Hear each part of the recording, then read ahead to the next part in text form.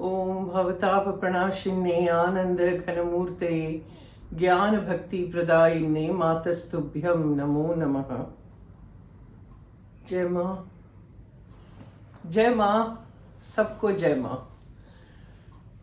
आज का सवाल है, रितु नागपाल ने पूछा है, किन लोगों की समाधि बनती है? कुछ लोगों को जल में प्रवाह किया जाता है जो साधना के क्षेत्र में होते हैं, कुछ अग्नि में शांत किया जाता है, ये अलग अलग क्यों है? So basically she's asking, why is it so different? Why are the rituals so different within sannyasis, you know? So एक तो जल समाधि है, एक स्थल समाधि है।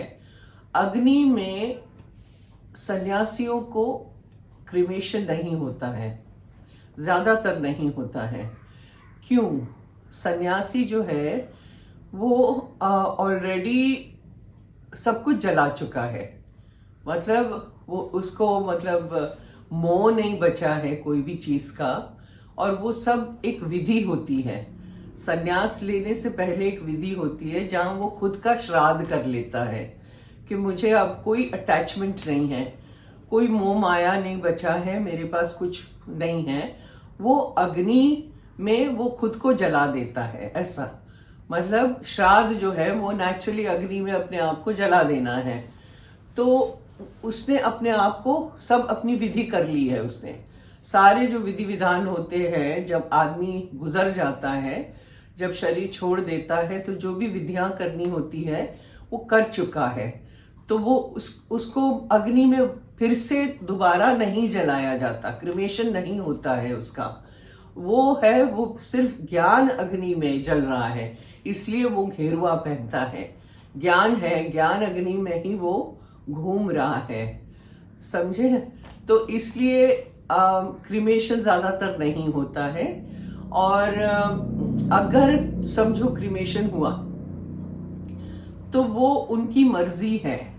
क्रिमेशन होता है तो जैसे कई अलग अलग मठ है या अलग अलग देश है, अलग अलग प्रांत है, वो चाहते हैं कि उनकी अस्थि का वो लोग बेरियल करें, मतलब उसको स्थल समाधि दे। तो एक शरीर को इतने सारे टुकड़े करके स्थल समाधि नहीं दे सकते, तो जला के उनकी जो अस्थि होती है वो एक कलश में रख के अलग अलग अलग स्थान पे उनकी समाधि बन जाती है। वो अलग बात है, वो बहुत बड़े संत होते हैं, महात्मा होते हैं, उनका ये किया जाता है। पर ज्यादातर जो सन्यासी होते हैं उनको सबसे ज्यादा रिस्पेक्ट जो बोलते हैं, मान बोलते हैं, वो जल समाधि और स्थल समाधि में होता है। स्थल समाधि मतलब एक जगह पे उनकी इमारत बनती है, मंदिर बनता है, जहां पे लोग आके बैठते हैं, पूजा पाठ करते हैं, उनकी आरती होती है रोज। जैसे माँ की समाधि है, ठीक है। अब माँ तो कभी नहीं चाहती थी कि मेरी समाधि हो या कुछ हो, माँ ने कभी कोई ऐसी कोई बात की ही नहीं थी। पर लोगों को ये था कि उनकी अगर समाधि हो तो हम लोग जाके बैठे, हमको वो वाइब्रेशंस मिले। और क्या होता है, हमने हमेशा नोटिस किया है कि जब हम किसी महापुरुष की समाधि में जाके बैठते हैं तो हमारे मन में अगर बहुत ही ऐसे चंचलता जो चल रही है, हमेशा चलती है इंसानों में, तो वो एकदम हम लोग शांत हो जाते हैं वहां पे जाके, क्योंकि वो पूरा वायुमंडल बदल रहा है। उनकी जो शरीर है वहां पे, वो वाइब्रेशंस इतने स्ट्रांग होते हैं शरीर के कि वो पूरा वायुमंडल बदल देता है। इसीलिए हम लोग वहां जाके बैठते हैं और हम बोलते हैं, अरे हम वहां जाके इतने शांत हो गए, क्योंकि वो महापुरुष है सारे। तो उनको स्थल समाधि दी जाती है। माँ के आश्रम में सन्यासियों को स्थल समाधि नहीं देते हैं, जल समाधि देते हैं, क्योंकि माँ के सामने और कोई किसी की समाधि नहीं बन सकती, स्थल समाधि। तो उनको नहीं किया जाता है, उनको जल में प्रवाह किया जाता है। अभी आजकल क्या हुआ है कि गंगा जी में बहुत पोल्यूशन हो गया है, गंदगी बहुत फैल गई है, इसलिए सरकार ने कुछ नियम बनाए हैं कि जल समाधि नहीं करो यहाँ पे। तो वो अगर है, वो रिस्ट्रिक्शन अगर है, तो वहां पे जल समाधि ना करो तो फिर ऐसा स्थान ढूंढना पड़ता है जहां पे जल समाधि मुमकिन है। तो वो भी होता है, जैसे गंगा जी में होती है जल समाधि, बनारस में होती है, मतलब हरिद्वार में होती है, बनारस में होती है, भीमपुरा के पास चाणोद करके गांव है, वहां भी जल समाधि होती है। तो अलग अलग जगह है जहां पे होती है। तो सन्यासियों के लिए सबसे बेस्ट है जल समाधि और स्थल समाधि, क्योंकि सन्यासी ने तो सब कुछ वैसे ही जला दिया है ना, वो तो ज्ञान अग्नि में घूम रहे हैं, तो उनकी तो बात ही अलग है।